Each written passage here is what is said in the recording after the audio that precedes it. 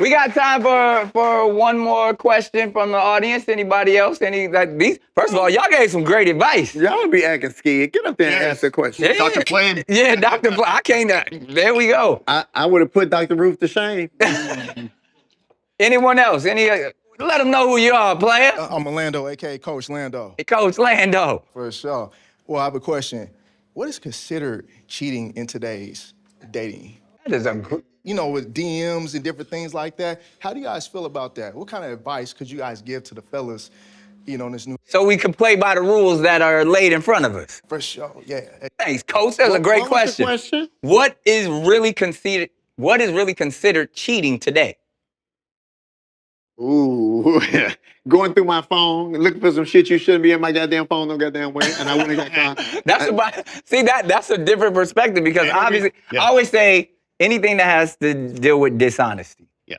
Like if you can't do what you want to do in front of that person, if you're doing it when they're not there, like even I tell my daughter when I always say like, yo, what's the definition of integrity? To always do the right thing even when no one's watching. So in that sense to where it's like, as long as you can be solid and be honest and upfront, then you can move how you want to move. That's my definition.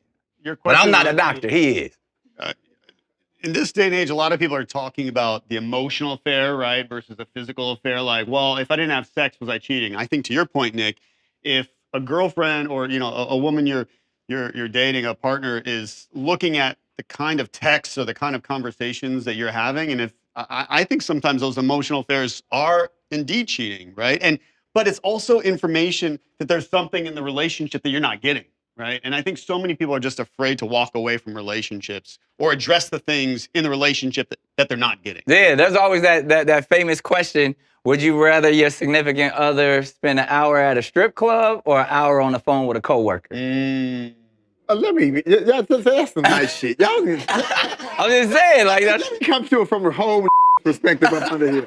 A whole one. Let me tell you, it is very hard to remain sexually attracted to only one person for a long time. That's just the truth of the matter. That's male and female, because you see other women that you like, and women see other men that they like, and wouldn't mind smashing them, and they'll say that in their head. Now, acting on it is a different thing. But I'm telling you something right now. People cheat. To me, if I got a committed partner, okay, let me tell my story just 3 weeks ago. If you got a committed partner and then you got a little dip on the side, I love this committed partner. This dip on the side is my freak. I don't want my committed partner to be the freak. I want this person to be the nice one. I have and then when I do what I do with the freak, I come home and the hell out of the committed partner. I think it's a teachable But was moment. any of that cheating? Well, yes, of course it's cheating. I'm not giving cheating a pass, but I'm telling you, It happens. It does happen. And so many men and women lose out on their best friend because you cannot forgive a cheat.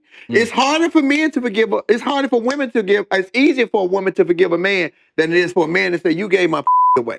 When that's not your that is your when she loaned it to you at that time. Because that's her to give to somebody else, just like you give your to somebody else. But men don't see it like that because I do everything. This that ain't your and when you make her mad, she's going to remind you, I gave it to your brother. Or the dad, or the dad, Coach or the dad. Lando. The dad too, right? Sometimes you got women that give it to the dad. You telling it all. No, that's the real.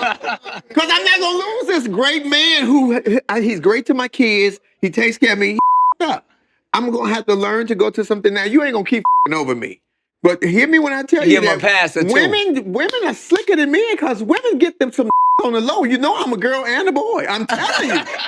Women slick as a mother. And men be thinking she committed, she at home, she making the pies. You have no idea that she the garbage man. Not the garbage man. I think every single person is different. Are you in a relationship? Yeah, I'm married. And I was asking for a friend. Say happily. Happily married. I'm happily married. Don't say that. Because T.D. Jakes was married too. He's Whoa. Yeah, I'm still married though. AP on. Come on, And we going home tonight to have some good fun. And there. Some holy fun with it too. And I'm gonna throw some holy water on it. So your wife has never, so this has never been an issue in your marriage? No, it's not me. I was asking for a friend. Yeah. I think everybody's different, and I think for you, as I'm hearing you talk, Flynn, it's like, okay, for you, there is sort of this divide. You're getting some of your needs met over here. here. And I would imagine, maybe is that true for you too, Nick? I don't know. I wouldn't know how to, because I guess I'm not thinking of it in its totality. Yeah. I'm just we're trying to. What's interesting about some of these hormones, I actually have this I do a lot of genetic testing in my practice, and I, of course, did genetic testing on myself, and I actually have this mutation, and my body has higher levels of oxytocin. So what's interesting about oxytocin, it's this hormone, and only mammals who have high levels of oxytocin can mate for life, right? So I actually am a human being, and who I am, and even in my genes, I really want to, and I have the ability to mate with one person, my husband. Oh, okay. Well, even though I don't think, we keep trying. I was they ain't figured that out yet, have they? But I think that there are some people who maybe, that's one hormone. They have a different kind of, they have a different genetic mutation. There are people who have that genetic mutation, have lower levels of oxytocin. Or there are these mutations you can have in your dopamine gene, right? And people who have some of these mutations, they're sensation seekers. So they want, and they crave more dopamine, more novelty, and that means more new people to feel happy in the relationship and in the bedroom. That's me. That's you? Yeah, it is you. And you can tell, like, your personality, you're so funny. You're a sensation seeker.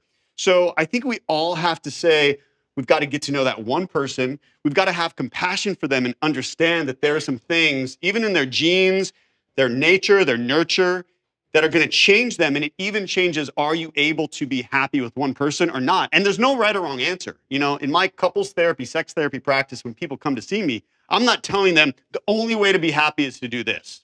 I listen to them, and then I say, what I think for you getting to know you, or even doing genetic testing or personality tests on you, I think you would probably be best suited to X, Y, or Z. Right. But honesty is key. So if people are going to be open in relationships, you got to have rules, you have to be open, and that is what helps people to be more happy. Wait, you and your husband don't have threesomes? No. Oh my God! Let me tell you about threesomes. In your 20s, Hold on, you with the threesome, and in your 50s. In your 20s, you're like an extra. You're just a cast extra. In your 50s, I was Steven Spielberg. Do this. Do that again. Go over there. Stand on your head. Oh my God, it was wonderful.